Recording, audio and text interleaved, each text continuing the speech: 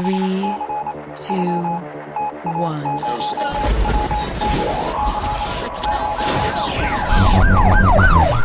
We'd like to welcome you to another edition of Grok Talk, brought to you by New Hampshire's leading conservative blog site, GraniteGrok.com. We are your feared, extremist, right-wing, hard-charging, gun-toting, opinionated, outspoken, rabble-rousing, letter-writing, radio microphone stomping conservatives and rational libertarians. So get ready for more news and opinion you could only get from GraniteGrok.com. Grok Talk. All right, so I do most of my shopping online, and You do? I do, but I do have to go out sometimes and shop out in the real world because my wife wants me to go with her, and she doesn't like to go shopping at night by herself. So I'll Good. go out to a store like a Target or a Walmart, and last night. Do you set off the metal detectors?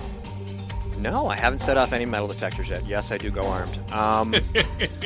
And so we were at the outlets in Merrimack. These pricey high-end stores, and we were in these stores where they have $85 ties and $150 shirts and stuff.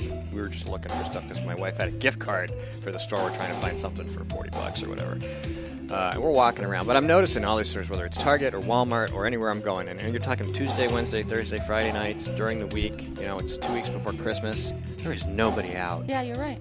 Nobody. It's less. They're either all ordering online, and I talked to my UPS guy. He's to the wall with work. They all are, because that's what happened. I mean, it's the internet economy. It really is. But usually you see more people out in the stores, and I'm not seeing anybody in the stores. And I think that's a shame. It is. It's a shame. You know what?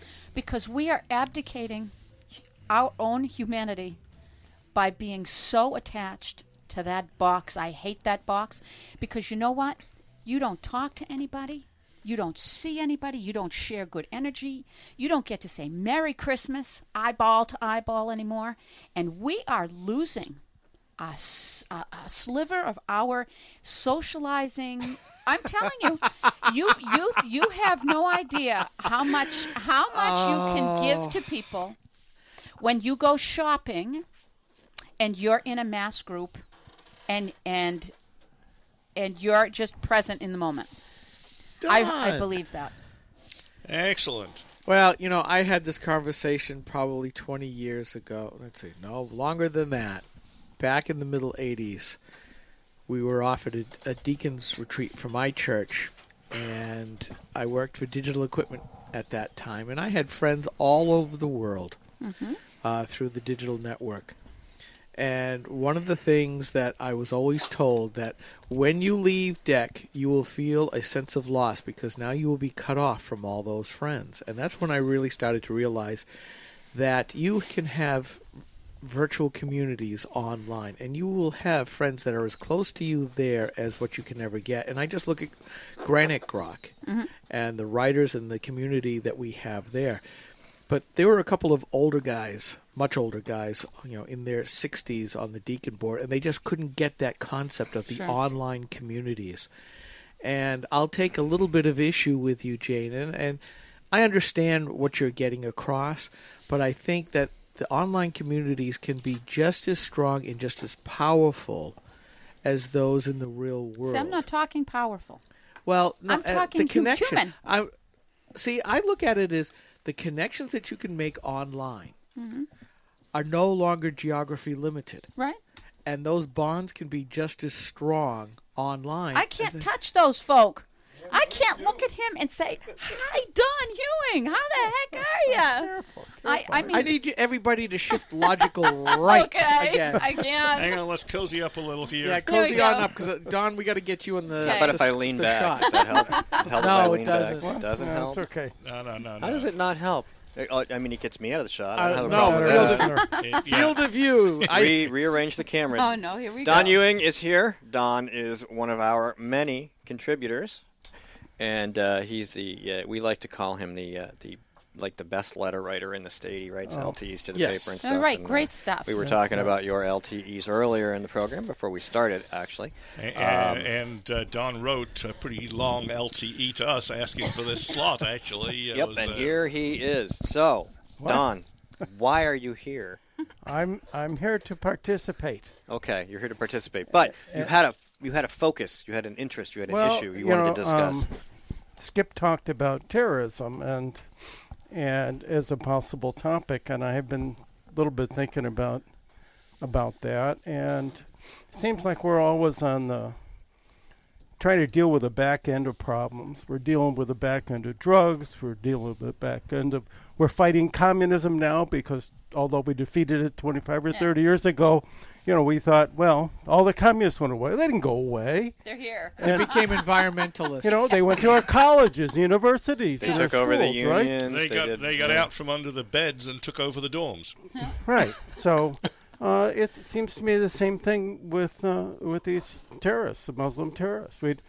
The good thing is that they say these terrorists aren't Muslim. Yeah, right. So we ought to be What? which is they're being politically correct, but we ought to take them up on it. If they're not Muslim, then we can do things which would be offensive to Muslims, but they're not Muslims. Well, I really do have a problem because the White House is now going back to saying San Bernardino and this gun violence. Of course. It just goes back to what Obama said in his book, Dreams of My Father, that when the political winds go against Muslims, I will stand with him. And we've been seeing that through his entire presidency.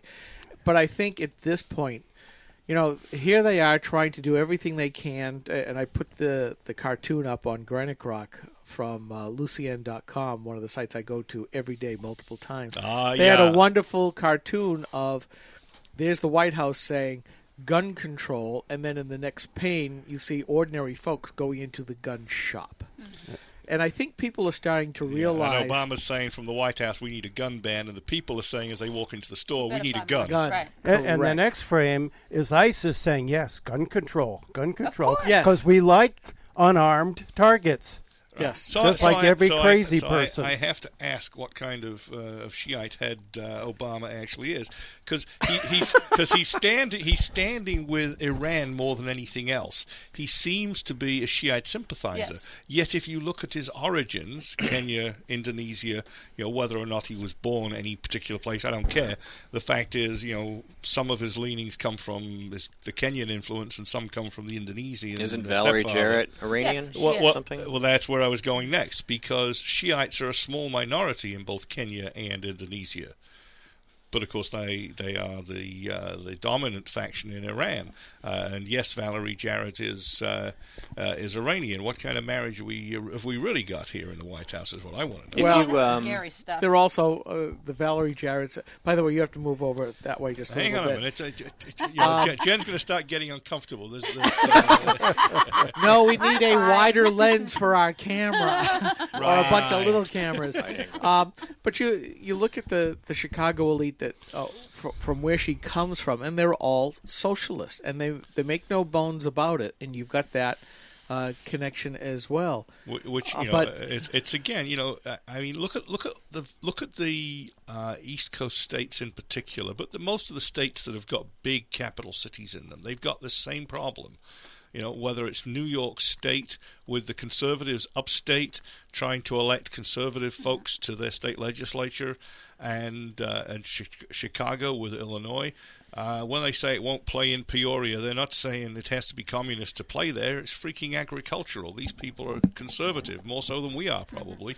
But the heartland is conservative, but Chicago is communist.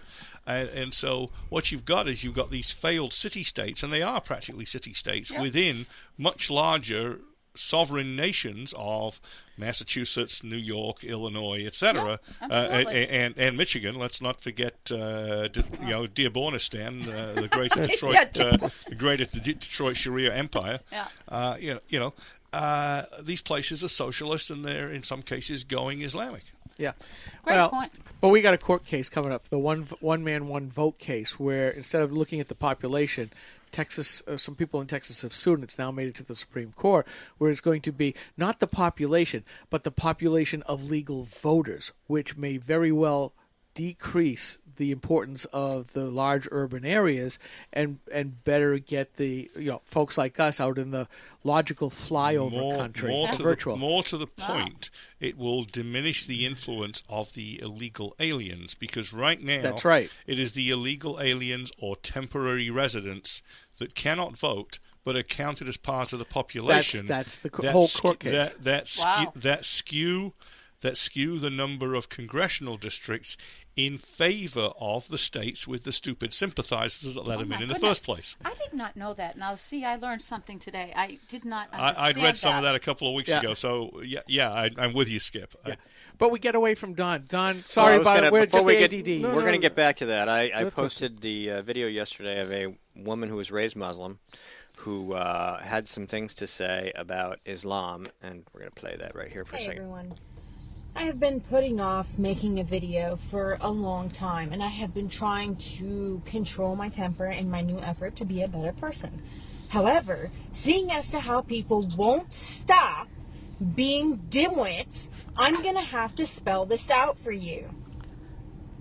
Islam is not a race. It's a religion. Therefore, when I say Muslims have to believe in Muhammad, their prophet, and follow him as their ultimate role model, it doesn't mean I'm a racist. Because Islam is not a race. If you believe in Muhammad and Allah, you're a Muslim.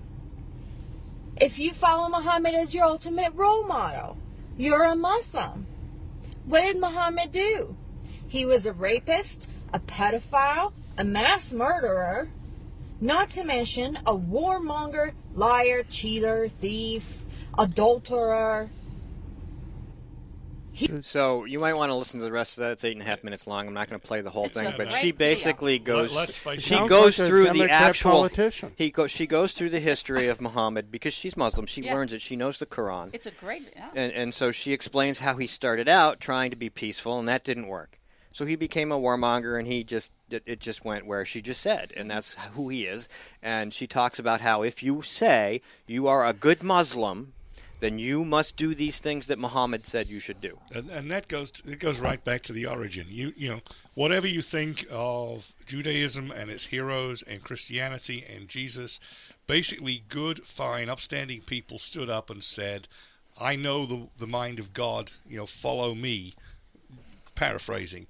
What Muhammad did is he stood up and said, we're gonna basically plunder, loot, and rape guys, and my God's gonna tell me what we need to get that done. And she gets into the point where the idea is that you are either a Muslim, a good Muslim, or you are nobody. right. And there is no middle ground. If you're going to say that you're a good Muslim and you're going to follow the teachings, and the teachings involve all those violent things, and they involve the terrorism, and you are allowed to lie, and you are allowed to cheat, and you can violate God's law, Muslim's law, if it advances the goal, the end game, which is converting everybody. And so that's what brings us to the terrorism. And, the whole political class is hiding all of that. Yeah. I got a question for Don. And we should let Don loose for a while. Yeah, Don. We hear about the Muslim faith as just being a religion, but isn't it true that it really is a political system with Sharia law that is so intertwined it's almost tighter than the strands of DNA? Yeah, I think that's true. I wouldn't claim to be an expert in Islam, but it's more than you go and you pray 5 times a day and you do these other things. It also tells you how you live. It tells you how you can be governed. I mean, you're governed essentially under a theocracy. It's amazing that the liberals in this country are trying to do away with all this religion any place in the public sphere, but Islam is fine. We can't say anything bad about Islam, even though it beheads people and thinking of praying, believes in honor killings and all these other kinds of things. So. You said public square and praying 5 times a day. Is it not the case in certain places, such as some areas of New York? They pray 5 times a day in the middle of the goddamn street. Yes, they do. And why should we not bulldoze that out of the public square? Thank you very much. Hey, I'm with you. All right, we're going to take a really, really short break. We're going to come back and let Don loose on the rest of what he has to say. Stay tuned. This is Grok Talk.